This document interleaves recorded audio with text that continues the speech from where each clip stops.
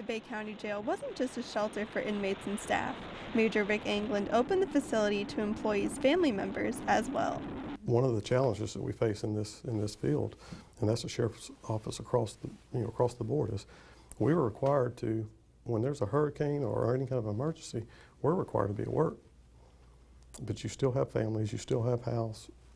Anglin estimates 50 to 60 employee family members stayed in the building, in addition to over 1,100 inmates and 100 staff members.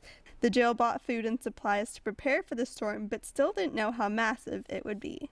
We'll get through this hurricane, and 2 or 3 days later, things will kind of go back to normal, and the families will be able to go home, and as this thing got bigger, it really it wreaked havoc.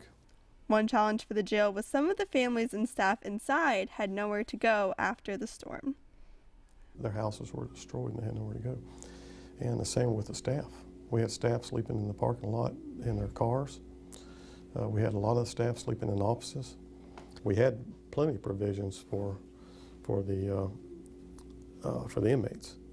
What I didn't anticipate was that I was going to have family members here for days after the hurricane and weeks. Anglin says the jail building did exactly what it was designed to do, although some air conditioner units were damaged on the roof.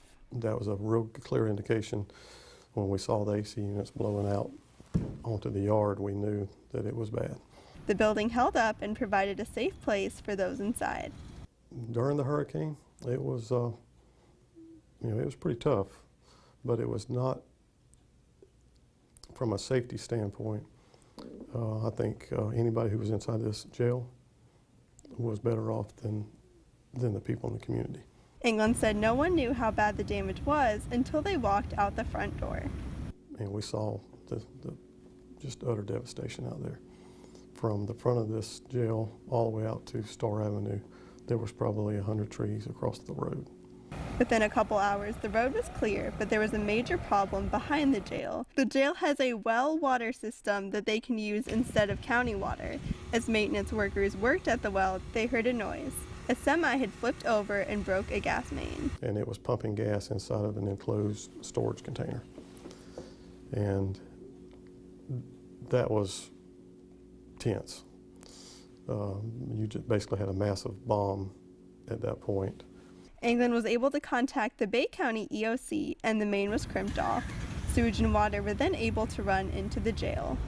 After the storm, the jail received a new roof and all AC units were secured to withstand a Category 5 hurricane. Anglin said he was humbled by Hurricane Michael. It's one of those situations that no matter how well you plan, no matter what your training's been, no matter how many years of experience you have, you're not going to cover everything, and you're not going to be prepared for that. It was too massive and too powerful. For News 13, Michelle Kaufman, Panhandle Strong.